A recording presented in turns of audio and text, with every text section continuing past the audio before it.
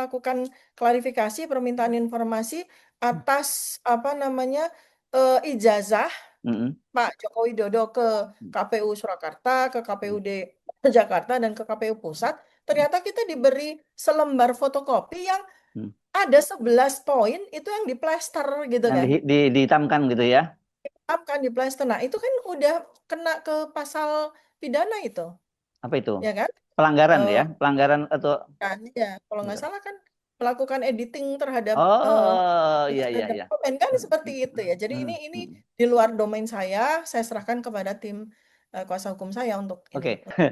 Oke, tapi gini, soal kalau Anda ini sekarang siapa ya pengacaranya mewakili? Karena kemarin misalnya ketika ada pernyataan dari Ahmad Mm-mm. Kosinudin, itu katanya itu tidak mewakili, Anda tidak termasuk di situ ya. Jadi itu hanya mewakili Roy Suryo dan Dr. Rismond gitu ya.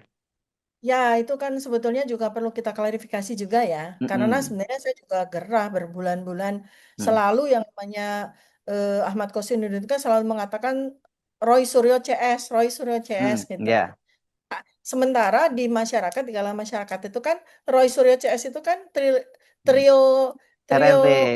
RRT Ya. ini kan Oke. gitu. Entah itu trio kwek kwek, entah itu dot Three Musketeers, pokoknya Mm. tiga orang ini. Jadi Mm. CS-nya ini kan membuat seakan-akan saya termasuk. Mm. Jadi saya perlu di sini saya perlu klarifikasi, saya perlu menyampaikan sebuah statement resmi ya bahwa Mm. saya bukan klien dari Ahmad Kosinudin. Jadi Anda siapa sekarang yang representasi Anda? Ya, jadi jadi ada dua layer pengacara PH Mhm. ya sekarang ya. Ya. Jadi penasihat hukum ada dua layer, tapi dua-duanya itu koordinatornya Pak Dr. Muhammad Taufik. Oh, Nah, Mas Taufik pertama dari Solo ya. Hmm. tim utama ini yang memang kita siapkan untuk selalu mendampingi saya Hmm. ketika ketika status tersangka saya dengan segala kemungkinan ke depan kan, Hmm. apakah ini mau di freeze, apakah ini mau dilanjut dan sebagainya. Itu ada tim utama terdiri atas 9 penasihat hukum Hmm. dikoordinatori oleh Pak Dr. Muhammad Taufik. Di Hmm. dalamnya itu ada, ini saya nggak terlalu apal tapi coba ya Ya. Hmm. saya mesti mention ya supaya Hmm. teman-teman semua juga Hmm. memahami gitu. Saya Ya. coba lihat layan. Ya. Jadi Pak Muhammad Taufik sebagai koordinator, Hmm. kemudian ada Bang eh, Fadli Nasution, Dr. Hmm. Fadli Nasution, ada Bang Ramadan Syah, Hmm. ada Pak Abdullah Al-Katiri, ya, Oke. kemudian Ya. sebentar, biar biar biar pas jadi nggak salah. Nanti ada ya PH yang sedih kalau saya nggak sebut. Hmm. Ada Pak Tony Soehartono, Sarjana Hukum, Hmm. Bang Aziz Sanwar, kemudian Pak Bambang Wijayanto, Hmm. Pak Wirawan Adenan, ya, itu Hmm. tim utama yang mendampingi Hmm. Dr. Tifa, gitu ya, ada Oke. 9. Hmm. Nah, Hmm. kemudian ada tim yang namanya tim penegak pembela keadilan. Itu Oh. terdiri atas 24 lawyers. Ini Hmm. surat kuasa hukumnya 3 RRT ini. Hmm. Jadi Hmm. tim pembela penegak keadilan yang bekerja selama berbulan-bulan bersama kami itu yang menjadi prinsipal tiga Hmm. orang. Siapa tuh? Saya, Hmm. Bang Rismon Sianipar, dan Mas Roy Suryo. Nah, Ah, oke.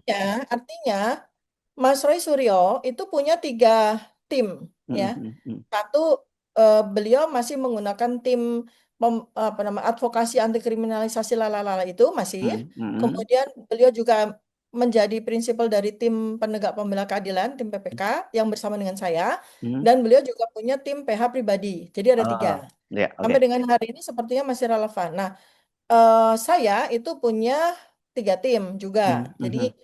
tim penegak pembela keadilan, Hmm. kemudian tim advokasi Dokter Tifa yang tadi 9 Hmm. orang, kemudian Hmm. ditambah satu lagi ini tim utama. Tim utama ini ada ini belum kita putuskan, jadi saya belum Oh, umum siapa. ya. Kemudian itu Bang Rismon, ini juga saya juga berusaha mendapatkan surat surat dari Bang Rismon nanti biar biar Hmm. Mas Ersu ya, karena ini Hmm. penting sekali gitu supaya Hmm. Hmm. beliau diberi kesempatan untuk langsung klarifikasi. Jadi Hmm. Bang Rismon itu timnya yang membela itu ada tim utama yang dikoordinatori oleh Bang Jahmada Girsang, Oke, ya. ya. Hmm. Kemudian beliau juga menjadi prinsipal dari tim utama kami Hmm. yang hari ini insya Allah segera putus ya. Hmm. Terus kemudian beliau juga punya tim PH pribadi lah gitu ya. Jadi Hmm. itu. Nah, Enggak. per hari ini saya juga sudah dapat surat dari Bang Rismon bahwa Bang Rismon sudah tidak menjadi prinsipal dari tim kuasa hukum ini apa namanya advokasi anti kriminalisasi. Nanti Oke, supaya ya. lebih jelasnya nah, Ya, biar ya. beliau sendiri yang sampaikan. Oke. Gitu. Ya. Oke. Tadi sebenarnya kalau yang mau dampingin banyak banget ya pasti ya yang dalam Banyak kasus banget, macam ini. ya. Iya, iya, iya. Tapi kan untuk Cuma yang sudah ya, silakan. Cuma sudah kita susun kan karena ini Ya. status kan udah tersangka nih gitu Ya. kan. Jadi memang harus Ya. disusun siapa Hmm. yang nanti bertarung, siapa yang nanti akan jadi think tank gitu kan. Hmm. Siapa yang nanti akan mengurus apa ya? Hal-hal yang relate gitu dengan Hmm. kasus ini. Misalnya contoh, kami kan juga menggugat kepada PPID, KIP. Ya. Kami juga melakukan gugatan terhadap UGM. Kami juga melakukan klarifikasi sebetulnya ya, belum Hmm. sampai kepada tahap Hmm. gugatan. Tapi ini Hmm. kan ada tim lainnya, tim misalnya Bon Jovi, ada Hmm. Pak Hmm. Lukas Warso, ada Ibu Hmm. Dr. Leoni, ada lagi tim Bonatua, Pak Dr. Bonatua Silalahi yang juga Hmm. menggugat kepada Hmm. pihak yang sama. Jadi ini kita tiga tim, belum lagi ada. Nah, ini nanti tim kami yang tim PPK itu akan bekerja di situ. Oke. Ya, akan Ya. menggugat dan kalau memang nanti statusnya memang KPU yang kita apa namanya kita perkarakan di persidangan KIP itu ternyata terbukti mereka memalsukan dan sebagainya, ya naik ke gugatan pidana. Dan Oke. itu diurus oleh tim PPK yang kliennya ada Hmm. tiga, Hmm. saya, Mas Roy, dan Bang Rismon. Ya. Serta tambah satu lagi klien dari tim PPK ini Pak Bonatua Silalahi gitu. Loh, Jadi Pak. ini Oke. Tapi Pak Bonatua tapi belum berperkara ya, tapi lebih sebagai mendampingi beliau dalam dalam menggugat beberapa kasus itu gitu ya. ya, ya, jadi Hmm. belum kepada pidana ya, tapi ini hari Ya. Senin sepertinya akan dinaikkan ke pidana ya. Oh gitu. Jadi Gitu. ada calon tersangka baru gitu dari sisi ini. Iya, iya Hmm. Pak Bonatua ya nanti bersama dengan Loh, kelihatannya kami juga bertiga ini kami juga berencana untuk menggugat juga gitu. oke. Mengawasi. Nah, jadi Ya. peperangan memang akan luas. Hmm. Ya, karena semua orang harus tanggung jawab kan. Ya, ya, ya. Contoh nih misalnya, ketika kita melakukan klarifikasi permintaan informasi atas apa namanya ijazah Hmm. Pak Joko Widodo ke KPU Surakarta, ke Hmm. KPUD Jakarta, dan ke KPU Pusat, ternyata kita diberi selembar fotokopi yang Hmm. ada 11 poin itu yang diplester gitu Yang kan. dihitamkan gitu ya. Kan diplester. Nah, itu kan udah kena ke pasal pidana itu, Apa itu? ya kan? Pelanggaran Eh, ya? Pelanggaran atau kan, ya, kalau nggak salah kan melakukan editing terhadap oh, iya, iya, terhadap iya. komen kan Hmm. seperti itu ya. Jadi Hmm. ini Hmm. di luar domain saya serahkan kepada tim kuasa hukum saya untuk ini. Oke.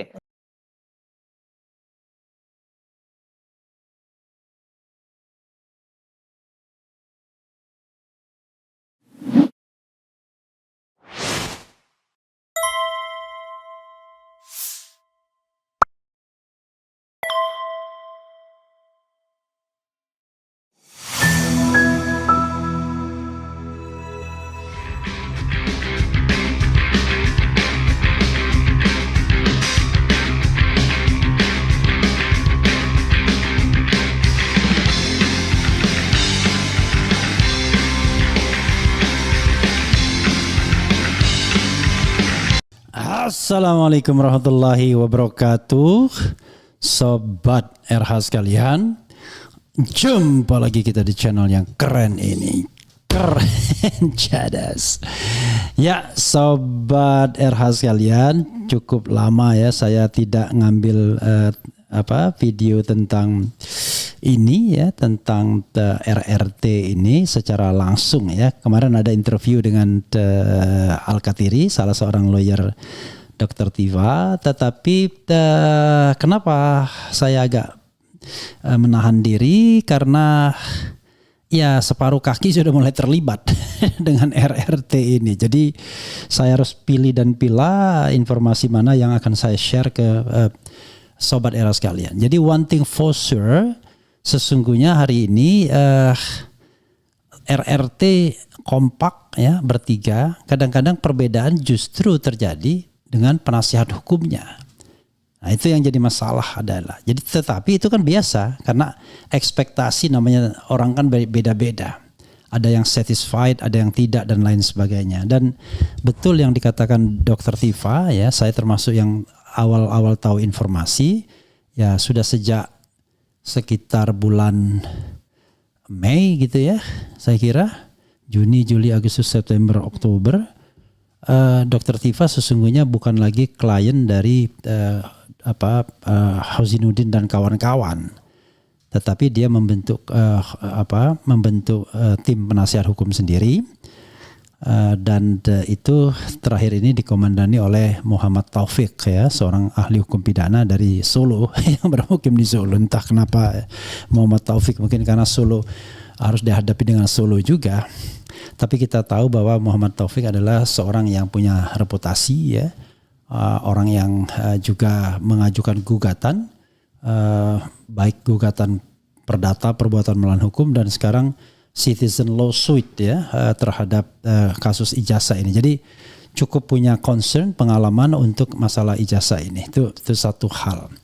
Dan sahabat era sekalian, saat hari terakhir gini misalnya ya mereka kompak ya, mereka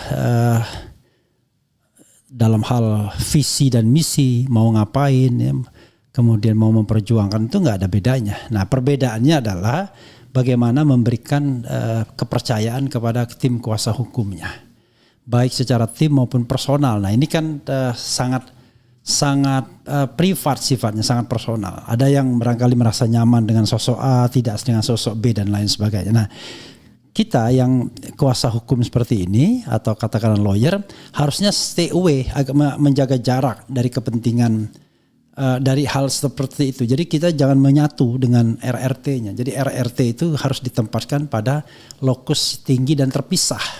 Sementara yang lainnya hanyalah supporting system yang ya hari ini bisa dipakai, besok tidak. Jadi perpecahan itu jangan digambarkan dengan seolah-olah ini ada satu gerombolan Hauzinuddin kemudian siapapun ya. Bukan begitu. Jadi kita tetap konsentrasi kepada RRT-nya. Nah, apakah RRT hari ini kompak atau tidak? Nah, itu yang paling penting. Dan kalau kita lihat public appearance-nya, mereka kompak-kompak aja. jadi saudara sekalian, kalau misalnya PH-nya ganti-ganti itu biasa kan. Namanya juga upaya usaha kan. Kadang-kadang di tingkat pertama PH-nya beda dengan di tingkat banding, juga di tingkat kasasi. It is business as usual. Tetapi karena kita tidak bisa membedakan mana PH penasihat hukum dan mana klien atau mana prinsipal, maka kemudian tiba-tiba kita menganggap bahwa semuanya itu harus dalam satu tim yang tidak boleh berbeda pendapat. Ya enggak juga begitu bro ya. Jadi saya juga bisa berbeda pendapat dengan siapapun, tetapi kita lihat RRT-nya. Nah kepentingan RRT apa? Ya itu nanti kita akan bahas. Nah coba kita bacakan tweet Dr. Tifa yang menurut saya mengklarifikasi dan menjelaskan ya, mana yang substansi, mana yang sesungguhnya very atau sebenarnya mana yang the main isu maupun mana yang sebenarnya supporting isu aja, hanya isu pendukung atau sesuatu yang sebenarnya bukan the main-nya, bukan hal yang utamanya. Ini pernyataan sikap dari Dr. Tifa seperti biasanya ya. Jelas, tegas, argumentatif dengan bahasa yang mudah dimengerti tapi dalam ya. Jadi untuk seorang dengan latar belakang dokter ya itu sebenarnya luar biasa ya cara menulisnya. Karena saya orang yang paham mengenai tulis menulis karena cukup lumayan lama, 8 tahun pernah jadi wartawan ya. Oke. Dr. Tifa ini pernyataannya baru nggak ya? Ini terbaru 9 jam yang lalu ya. Pernyataan sikap Dr. Tifa, RRT selalu solid dan kompak. Bisa ditampilkan di situ ada ya. Bismillahirrahmanirrahim. RRT selalu solid dan kompak. Dukungan rakyat meneguhkan langkah kami. Bismillahirrahmanirrahim. 1. Dalam beberapa hari ini saya mencermati adanya narasi yang mencoba menggiring opini publik bahwa RRT, Roy, Rismond dan Tifa terpecah atau tidak lagi satu suara. Dengan tenang saya pastikan internal RRT tetap solid, kompak dan setia pada perjuangan menegakkan kebenaran ilmiah. Perbedaan pendapat dalam dinamika besar adalah hal yang biasa. Namun tujuan kami tidak pernah berubah ya. menjaga martabat ilmu pengetahuan demi masa depan bangsa Indonesia tercinta. Kalau bisa digedekan ayah. Oke. Terkait pergantian atau evaluasi terhadap penasihat hukum, itu merupakan langkah profesional yang sah. Dia nulis juga penasihat ya. Memang yang benar memang penasihat di Indonesia, bukan penasehat. Merupakan langkah profesional yang sah, wajar dan dibutuhkan ya, komanya juga wajar, koma dan dibutuhkan dalam perkara besar seperti ini. Klien berhak meninjau efektivitas pendampingan hukum sepanjang proses kriminalisasi kami, mulai diperiksa sebagai saksi, meningkat menjadi terlapor hingga kini berstatus tersangka. Semua pihak perlu bisa rumangsa, bukan rumangsa bisa. Ini bukan konflik personal, ini bagian dari upaya menata strategi terbaik dalam melindungi hak-hak kami sebagai warga negara dan akademisi. Luar biasa, tulisannya rapi banget. 3. Sejak status tersangka diberikan kepada kami, dukungan rakyat semakin deras dari berbagai daerah dan latar belakang. Itu menegaskan bahwa perjuangan ini bukan isu personal, melainkan tuntutan publik agar negara berjalan di atas kebenaran. Karena itu, saya meminta masyarakat untuk tidak teralihkan oleh isu-isu yang tidak substantif. Ya, fokus kami tetap pada integritas dokumen publik, transparansi tata kelola, dan masa depan kepemimpinan Indonesia. Susah nyari celah tulisannya ya. 4. Kami sangat percaya Presiden Prabowo Subianto pun mencermati persoalan ini, di mana 3 ilmuwan sedang bekerja menegakkan kebenaran dan mendukung good and clean governance. Maksudnya good governance and clean, good governance and clean government. Ya. Tapi it's okay, good and clean governance. Terutama dalam hal dokumen publik pejabat. Langkah yang kami tempuh ini justru berkontribusi positif bagi performa pemerintahan beliau ke depan. 5. Isu yang tidak dituntaskan dengan baik pada akhirnya akan menjadi beban sejarah bagi bangsa ini. Persoalan terkait integritas dokumen publik harus diselesaikan melalui mekanisme yang adil dan objektif. Kami akan terus menjalankan peran akademik dan konstitusional kami agar bangsa ini melangkah ke depan tanpa warisan ketidakpastian dari masa lalu. Hasbunallah wa ni'mal wakil, ni'mal maula wa ni'man nasir, la hawla wa la quwata illa billah. Salam takzim Dr. Tifauzia Tiasuma MSc. Ini ada disertai dengan 3 foto, mungkin ditampilkan juga ya. Ya, saudara sekalian, sebagai seorang jurnalis dan juga penulis, saya paham betul ya apa yang dituliskan Dr. Tifa ini benar ya, correctly, secara koma, titik dan lain sebagainya ya. Masukan sedikit tadi, cuman good governance dan clean government ya, itu mungkin tambahan sedikit aja. Tapi ya it's okay juga, good and clean governance. Ya, sobat RH sekalian, itu ya. Dan saya sebenarnya punya banyak testimoni yang menunjukkan bahwa tetap ada dinamika di antara RRT ini, tetapi dinamika itu selalu bisa diselesaikan dan akhirnya mereka kompak bersama lagi. Terutama pada ya bulan-bulan terakhir ini. Ya, itu menunjukkan bahwa dinamika bukan tidak ada karena mereka adalah 3 manusia yang sedang menghadapi konsekuensi, bahkan 12 tahun penjara, ancaman di antara pasal yang dituduhkan kepada mereka. Tetapi mereka tetap bisa menjaga kekompakan mereka. Nah, yang tidak bisa kompak itu adalah antar penasihat hukumnya. Wajar kan, karena biasanya penasihat hukum punya marwah sendiri-sendiri. Hanya memang tidak baik juga saling serang ya. Tidak baik, apalagi di ranah publik, karena masing-masing menjalankan peran masing-masing. Karena yang paling penting adalah mandat itu diberikan langsung oleh prinsipal. Nah, saya ingin menceritakan satu sekuen yang saya dikritik mungkin ya, tapi saya tidak mau menyebutkan siapa yang mengkritiknya. Ketika pada malam saat pemeriksaan tanggal 13 November, tiba-tiba saya bertindak sebagai juru bicara dadakan. Itu adalah sesuatu yang memang atas persetujuan, atas concern ketiganya. Tentu dengan dengan sebuah proses negosiasi agar mereka tidak ditahan. Karena begini saudara sekalian, kita harus membedakan antara penahanan dan vonis. Yang tidak bisa dinegosiasikan itu adalah vonis, karena itu adalah mutlak kewenangan seorang hakim. Dan kalau Anda menegosiasikan vonis berarti Anda mafia peradilan. Anda merusak sistem peradilan. Tapi walaupun saya mengatakan dari 100 lawyer ada nggak yang berani menunjuk misalnya tidak pernah terlibat pada mafia peradilan? Saya berani tunjuk. Karena saya hanya bersidang di Mahkamah Konstitusi saja. Tidak pernah saya menghubungi hakim untuk menang. Kemudian menyuap hakim atau menyuap orang lain untuk menang. Nggak pernah. Saya berani bersumpah demi nama Allah. Tapi apakah lawyer lain pernah berani juga bilang begitu? I don't know exactly. Kan kita tidak boleh memaksa. Jadi proses vonis tidak boleh kita kemudian negosiasikan karena itu mafia peradilan. Walaupun saya kira banyak lawyer yang juga melakukan itu. Tetapi proses apakah seorang klien itu ditahan atau tidak ditahan, ya kita bisa negosiasikan. Itu kan hak subjektivitas sesungguhnya dari penyidik untuk menahan itu. Jadi ada syarat objektif dan ada syarat subjektif. Syarat objektifnya adalah bahwa ancaman pidananya itu lebih dari 5 tahun. RRT ini ancamannya bervariasi 9 bulan, 2 bulan, 4 tahun, 6 tahun, 8 tahun, dan 12 tahun. Sehingga secara objektif bisa dilakukan penahanan. Tetapi sekali lagi ketika ada deklarasi pidato para aktivis untuk katakanlah mendukung membersamai RRT, saya termasuk orang yang bilang jangan katakan klien kami siap ditahan. Emang enak saya bilang ditahan. Mereka akan jauh lebih produktif kalau mereka tidak ditahan. Dr. Tifa seperti ini misalnya. Kalau dia ditahan mana bisa dia bikin tweet.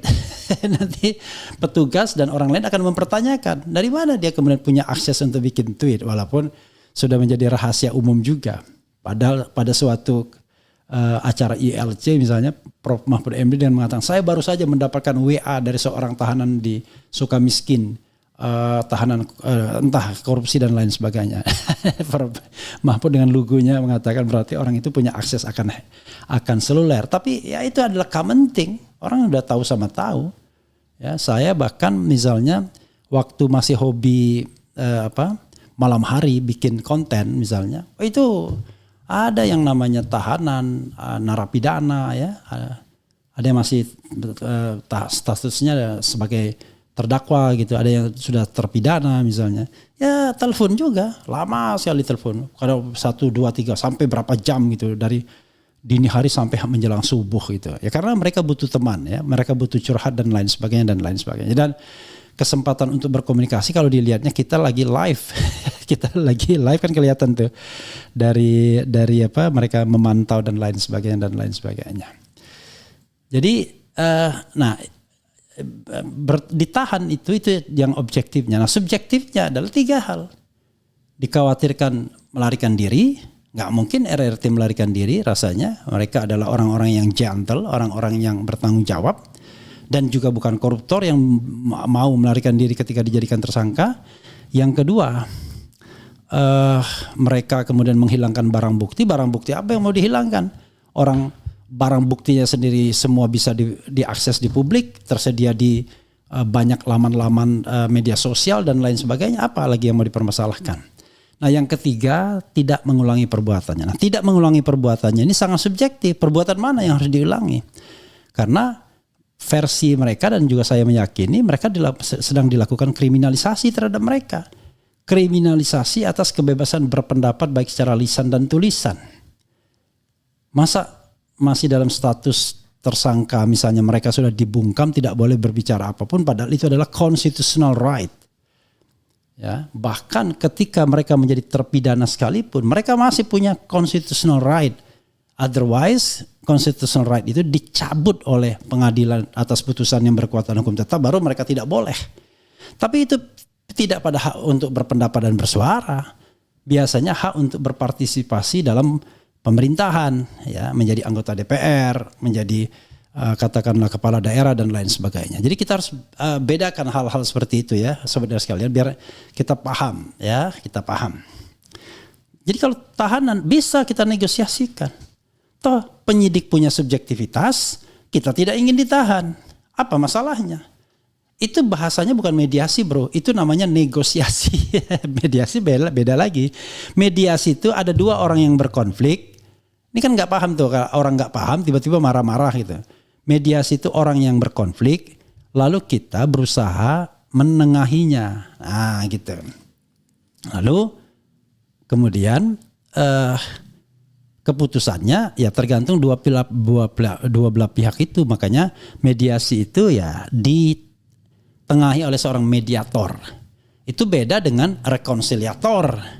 Ya, beda dengan arbitrase atau yang dipimpin oleh seorang arbiter. Kalau arbiter, dua orang bertengkar, dua orang berkonflik, kemudian menunjuk seorang arbiter atau tiga orang arbiter, dan arbiter itu yang memutuskan.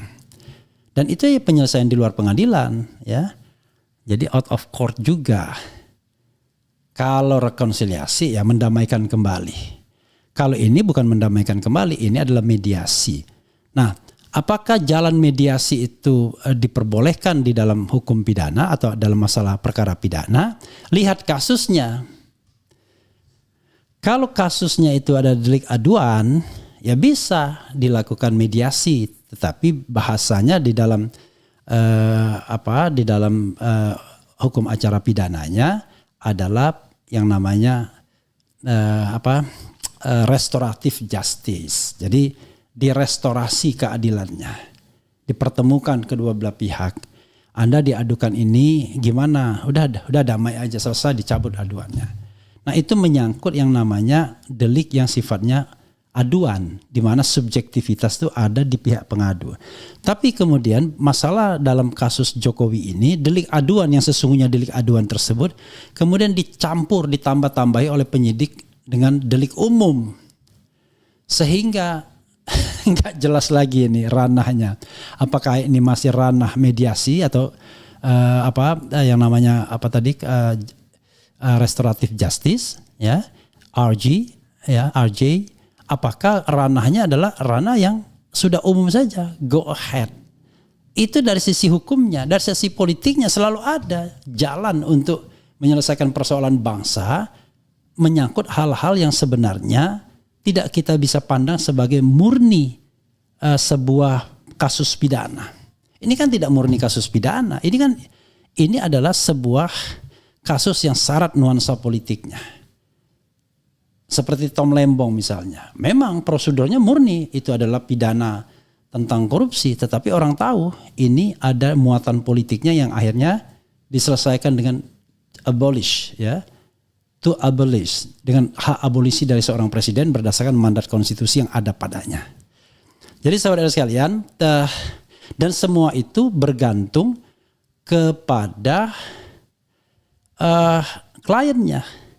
Jadi Tom Lembong saya dengar katanya, jangankan dihukum kemarin 3,5 tahun atau apa, dihukum 1 hari pun dia akan banding, menunjukkan bahwa dia yakin bahwa dia tidak bersalah. Nah, itu adalah sikap. Padahal kalau dihukum misalnya dia cuma 9 bulan langsung bebas saat itu juga. Tapi dia sebenarnya punya tekad, dihukum berapapun dia harus banding karena ini merupakan martabat dia. Nah, sama dengan kasus ini, tapi bukan berarti orang yang tidak banding kemudian mengaku salah. Kadang-kadang demi kepentingan strategis malas melakukan banding atau kasasi. Karena pertama, mengkonsumsi tenaga, kedua dia sudah dibebaskan de facto. Karena misalnya potong masa tahanan selesai. Sementara opini di masyarakat juga tidak menganggap mereka bersalah. Sahganda Nenggolan, kemudian Anton Permana, Jumhur Hidayat, Roy Suryo sendiri tidak pernah dianggap pesakitan yang kemudian perlu dilabeli seorang sebagai narapidana, apalagi residivis. Kata-kata yang tidak layak dari seorang mantan lawyer dari mantan lawyer dari Roy Suryo, kan. Jadi saudara sekalian, sekali lagi kita kembalikan pada prinsipal. Prinsipal itulah yang pertama. Lalu bagaimana? Ada perjuangan kan untuk melawan misalnya rezim Jokowi. Kita harus bedakan antara kasus dengan antara perjuangan atau perlawanan. Kita harus bedakan kapan kita bertindak sebagai aktivis, bagaimana kita bertindak sebagai lawyer. Tugas lawyer itu, ya, saya underlining dari Muhammad Taufik, dua saja. Satu, membebaskan, dua itu sebagai alternatif, ya. Satu, membebaskan kliennya. Kalau misalnya tidak bisa dibebaskan, paling tidak meringankan. Satu. Yang kedua, kalau tidak bisa membebaskan dan meringankan, minimal tidak menambah-nambah beban. Tidak menambah-nambah beban kliennya. Jadi jangan sampai kemudian kliennya itu malah dibebani oleh ucapan-ucapan, statement-statement dari penasihat hukumnya yang nyinggung sana, nendang sini dan lain sebagainya, yang mengakibatkan kemudian muncul arus balik yang tidak produktif bagi pembelaan. Ya, jadi sahabat sekalian, ya, bukan berarti kemudian setelah selesainya tidak ditahannya tersebut perjuangan selesai. Ya ada upaya juga. Pihak-pihak tertentu kemudian melakukan upaya bagaimana mendudukkan persoalan ini. Ya sah secara politik, disilahkan saja. Kan Dr. Tifa sudah mengatakan yang tidak boleh dinegosiasikan itu adalah ilmu pengetahuan. Yang lain silahkan saja.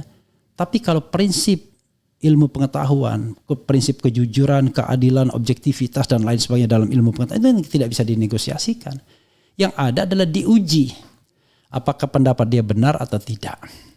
Tapi kalau soal-soal yang berbau politik, ya silahkan, itu memang ruangnya selalu ada ruang mediasi, rekonsiliasi, negosiasi dan lain sebagainya. Itu ruang politiknya, tapi ruang kebenaran dan keadilan tidak boleh dinegosiasikan. Paham ya? Jadi yang bisa dinegosiasi itu adalah sesuatu yang tidak substantif. Ya, kriminalisasi itu bisa kemudian dipersoalkan baik secara keras maupun lembut. Tetapi kalau sudah menyangkut prinsip-prinsip ilmiah, objektif, ilmu pengetahuan, ya tidak bisa dinegosiasi. Yang ada adalah diuji. Dalam pengujian tersebut bisa saja ada pendapat yang berbeda, bisa saja ada perspektif atau opini yang berbeda, tetapi tidak berarti bahwa semua bisa mengklaim kebenaran 100% karena mereka punya kebenaran sendiri. Jadi saya mendengar dari Pak Jimli, ya, kenapa orang berbeda pendapat? Berbeda pendapat secara positif itu ada dua hal. Satu, informasi yang mereka dapatkan berbeda, ya, berbeda, entah berbeda waktunya, berbeda levelnya, berbeda sumbernya dan lain sebagainya. Yang kedua, perspektif mereka terhadap kasus tersebut. Ketika kita melihat fenomena ijazah palsu antara misalnya pendukung Jokowi yang namanya Andi Azwan dengan Roy Suryo, pasti berbeda selalu melihatnya. Sekarang dua-duanya mengklaim bahwa mereka punya yang namanya ijazah so-called ijazah asli Jokowi, Andi Azwan. Ini asli katanya. Sementara Roy Suryo mengatakan ijazah yang sama 99,9% palsu. Kan ini dua perspektif yang berbeda. Nah, apalagi yang membuat kemudian pendapat itu jadi berbeda? Yang ketiga, yang sebenarnya hal yang sangat kita hindari, yaitu karena kita mewakili kepentingan yang berbeda. Makanya pendapatnya berbeda. Jadi informasi oke, karena kita makhluk yang terbatas, kadang-kadang informasi kita tidak lebih baik dari orang, tidak lebih update dari orang. Perspektif kita barangkali kita bukan manusia yang sempurna, kadang-kadang cuma a single perspektif, misalnya I stand with a legal perspective misalnya. Sementara orang lain sosial politik perspektif dan lain sebagainya. Saya juga itu pula ada seorang aktivis yang tiba-tiba marah kepada saya, ya. Saya tidak ngomong apa-apa, tiba-tiba marah misalnya. Saya kira karena perspektifnya beda-beda. Atau yang ketiga, yang kita prihatin mengurut dada. Karena mereka mewakili kepentingan yang berbeda. Nah, kepentingan itu hanya ada dua saja. Kepentingan akan, ini maksud saya kepentingan yang agak negatif, ya. Kepentingan berbeda itu. Ya itu percukongan misalnya. Perkongsian dan lain sebagainya. Begitu ya Sobat Era sekalian, mudah-mudahan asupan pagi ini bisa dipahami. Mumpung saya masih bersemangat untuk membahasnya, ya. Sekali lagi good luck, congratulations buat Dr. Tifa. Artinya teruslah bersuara dengan konstruktif, ya.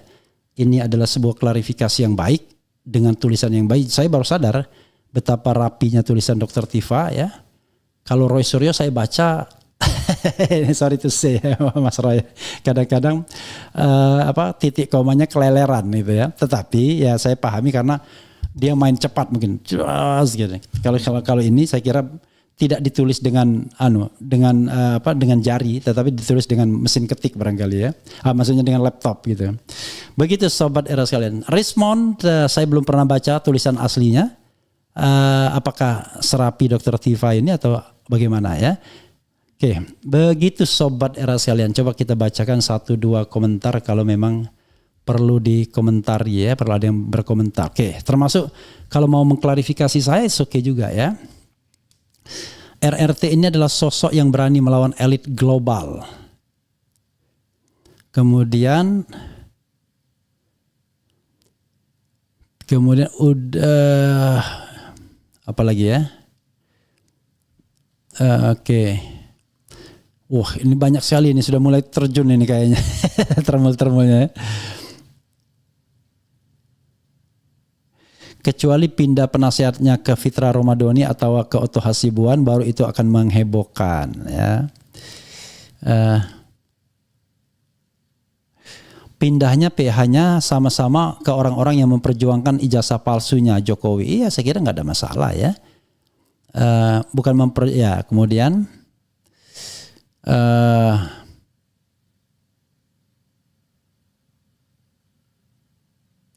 ada juga bilang begitu ya, jangan gabung dengan seseorang, beda jalur perjuangan. Kalau RRT jalur akademis dan mencerahkan, kami yang bodoh. Dengan sini bisa ada ilmu, kalau narasi kami bisa semangat. Bung Refli.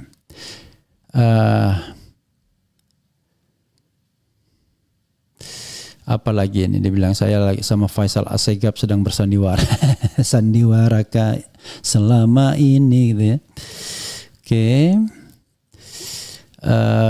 Banyak sekali rupanya antek-antek sudah muncul semua ya. Tetap semangat Bung Refli, kami masyarakat tetap memantau dan menandai siapa yang istiqomah, siapa penyusup dan siapa yang tidak punya integritas atau munafik ya, insya Allah ya. Kemudian apa lagi ya? Ajukan GR ke MK, syarat pendidikan untuk presiden dan wapres cukup asal tidak buta huruf. Oh, apalagi maksudnya ini?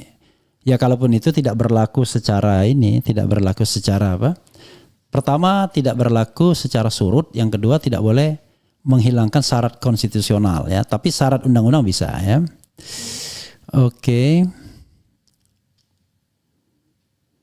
Polisi memegang data yang dikecualikan, kecuali ijazah Jokowi palsu. Di luar dari itu tidak ada ijazah Jokowi. Kemudian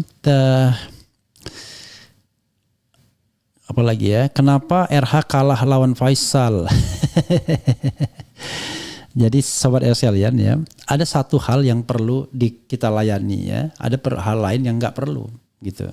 Jadi kalau kita punya standpoint yang berbeda, punya kepentingan yang berbeda ya, maka tidak akan pernah sama. Makanya saya bilang, kita harus lihat dulu lah ya. Kemudian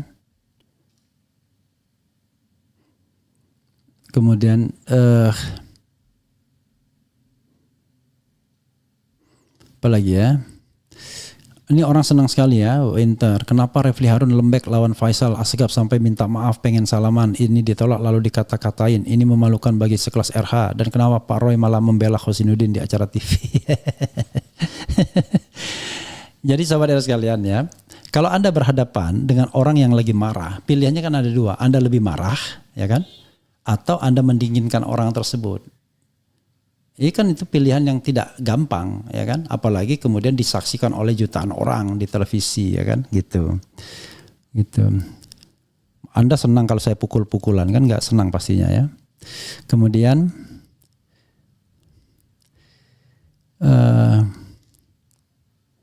kalau Prabowo tidak bisa memanfaatkan kesempatan keduanya secara bijak, dia bisa hancur bersama Jokowi dan termil-termilnya. Kemudian RH cuma numpang cari panggung. Alhamdulillah ya. Rasanya saya udah lama ada panggung sendiri. RH Channel ini kan panggung saya ya. At any time saya bisa mengeluarkan statement, pendapat yang Anda dengar ya. Ngapain saya cari-cari panggung yang lain? Kalau orang tidak membutuhkan saya tidak akan pernah nyodor-nyodorkan diri ya.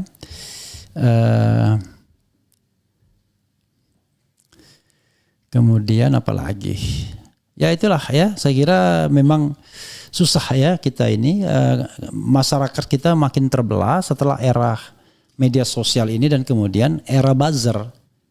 Jadi pemerintahan Jokowi hidup dengan dukungan buzzer, memelihara buzzernya, kemudian bahkan menggunakan jasa buzzernya, dan sehingga yang terjadi adalah pembelahan di masyarakat. Tetapi yakinlah, pembelahan di masyarakat itu pembelahan elit sifatnya. Tapi kehidupan masyarakat seperti guyub biasa saja sesungguhnya. Cuma yang kita harus aware adalah soal kehidupan mereka. Apakah mereka kehidupannya lebih baik ataukah kehidupan mereka lebih buruk. Itu kan yang mereka inginkan sebagai tolok ukur. Apakah pemerintahan Presiden Prabowo ini lebih baik atau lebih buruk dari pemerintahan sebelumnya. Kalau elit-elit seperti kita mau bertengkar setiap hari pun masih bisa makan karena kita punya kemampuan untuk menghasilkan, ya kan? Beda dengan mereka-mereka yang barangkali bergantung pada bagaimana perekonomian ini berjalan dengan baik. Begitu saudara sekalian ya. Jadi levelnya berbeda-beda. Jadi ada yang tahan bertengkar setiap hari, ada yang tidak tahan karena tuntutan ekonomi, ada yang aspirasi hidupnya tinggi sehingga selalu senantiasa berkompromi, ada aspirasinya biasa-biasa saja sehingga mau stand dengan nilai yang diyakini, ya.